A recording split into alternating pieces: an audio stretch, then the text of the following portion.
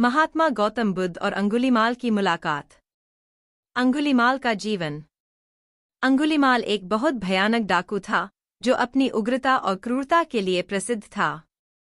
वह एक जंगल में रहता था और आने जाने वाले यात्रियों को मारकर वह उनकी उंगलियां काटता और उनकी माला बनाकर गले में पहनता था। इस कारण से उसका नाम अंगुलीमाल पड़ा। पूरे राज्य में लोग उससे भयभीत रहते थे। किसी की हिम्मत नहीं होती थी कि उसके सामने जा सके। अंगुलीमाल का जीवन हिंसा और बदले की भावना से भरा हुआ था और उसकी आंतरिक पीड़ा और अंधकार ने उसे इस हद तक पहुंचाया था कि वह समाज से पूरी तरह से दूर हो चुका था। महात्मा गौतम बुद्ध का निर्णय। एक दिन महात्मा गौतम बुद्ध को अंगुलीमाल के बारे में पता चला। जब महात्मा गौतम बुद्ध ने सुना कि एक भयंकर डाकू ने पूरे क्षेत्र में आतंक मचा रखा है, तो महात्मा गौतम बुद्ध ने उस डाकू को सच्चे मार्ग पर लाने का निर्णय किया। उनके शिष्यों ने उन्हें यह खतरा न उठाने की सलाह दी, लेकिन महात्मा गौतम बुद्ध का संकल्प अटूट था।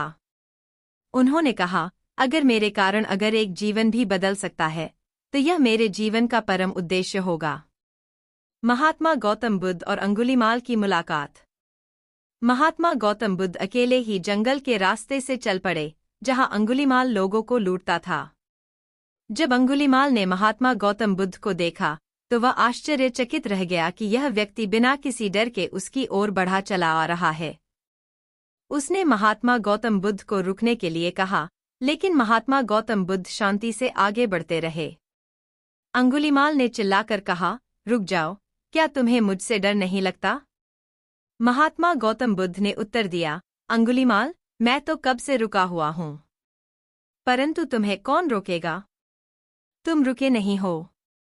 अंगुलीमाल यह सुनकर हैरान रह गया और उसने फिर कहा, क्या मतलब? तुमने कहा कि मैं रुका नहीं हूं। मैं तो कब से यहां खड़ा हूं। महात्मा गौतम बुद्ध ने समझाया, तुम अपने मन और इच्छाओं में बंधे हुए हो। तुम अपने क्रोध, हिंसा और अज्ञानता के बंधन में बंधे हुए हो। मैंने इन सब का त्याग कर दिया है, इसलिए मैं रुका हुआ हूं। पर तुम अपने मन के अंधकार में फंसे हुए हो। तुम जब तक इस अंधकार को नहीं छोड़ोगे, तब तक तुम रुके नहीं हो। अंगुलीमाल का हृदय परिवर्तन। महात्मा गौतम बुद्ध के शब्दों ने अंगुलीमाल के दिल को छू लिया। उसने महसूस किया कि वह अपने जीवन को बेवजह ही नष्ट कर रहा है। अंगुलीमाल की आंखों में आंसू आ गए और उसने अपने हथियार फेंक दिए। वह महात्मा गौतम बुद्ध के चरणों में गिर गया और उनसे मार्गदर्शन की प्रार्थना की। महात्मा गौतम बुद्ध ने उसे करुणा और प्रेम से अपने शिष्य के रूप में स्वीकार कर लिया। अंगुलीमाल ने महात्मा गौतम बुद्ध से दीक्षा ली और उनके शिष्य बन गए। उन्होंने न केवल अपने हिंसक कार्यों को छोड़ा, बल्कि अपने बाकी जीवन में अहिंसा और करुणा का पालन किया। उन्होंने प्रायश्चित किया और लोगों के प्रति दया की भावना रखते हुए सेवा की। समाज की प्रतिक्रिया और अंगुलीमाल की परीक्षा। हालांकि अंगुलीमाल बदल चुके थे, लेकिन समाज ने उन्हें आसानी से स्वीकार नहीं किया। लोगों को उस पर अब भी भरोसा नहीं था। अंगुलीमाल हर जगह तिरस्कार और अपमान का सामना करना पड़ता। लोग अंगुलीमाल पर पत्थर फेंकते, अपशब्द कहते, लेकिन अंगुलीमाल ने धैर्य रखा। महात्मा गौतम बुद्ध ने उसे सिखाया था कि यह उसकी परीक्षा की घड़ी है और उसे इसे स्वीकार करना चाहिए। एक बार अंगुलीमाल के पास एक महिला आई, जिसका बच्चा बहुत बीमार था। महिला ने अंगुलीमाल से मदद की गुहार लगाई।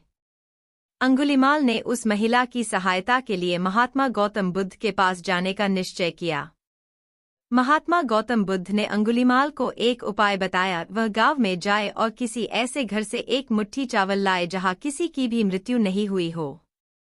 अंगुलीमाल ने कई घरों में जाकर चावल मांगे, लेकिन उसे हर घर से एक ही जवाब मिला कि वहां किसी न किसी की मृत्यु हुई है।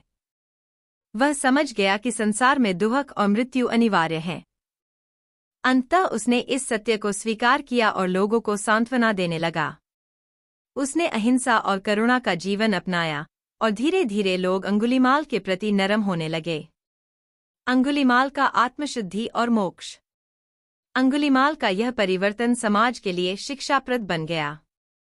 अंगुलीमाल ने अपने पुराने कर्मों के लिए पश्चाताप किया और जीवन में नया लक्ष्य प्राप्त किया।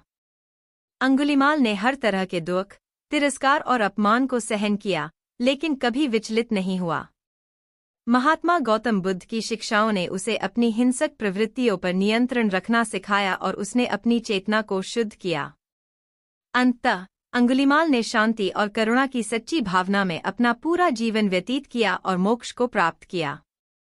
महात्मा गौतम बुद्ध की करुणा और प्रेम ने उसे एक क्रूर हत्यारे से महान साधु में बदल दिया। कहानी की शिक्षा। किसी भी व्यक्ति में परिवर्तन संभव है, बशर्ते उसे सही मार्गदर्शन और करुणा मिले। महात्मा गौतम बुद्ध ने हमें यह संदेश दिया कि हिंसा और अज्ञानता का कोई अंत नहीं होता, परंतु प्रेम, सहानुभूति और शिक्षा से सबसे कड़वी आत्माओं में भी परिवर्तन लाया जा सकता है। हर इंसान में अच्छाई की संभावना होती है और सही समय पर उसे अवसर मिलना चाहिए ताकि वह अपनी गलतियों से सबक ले सके।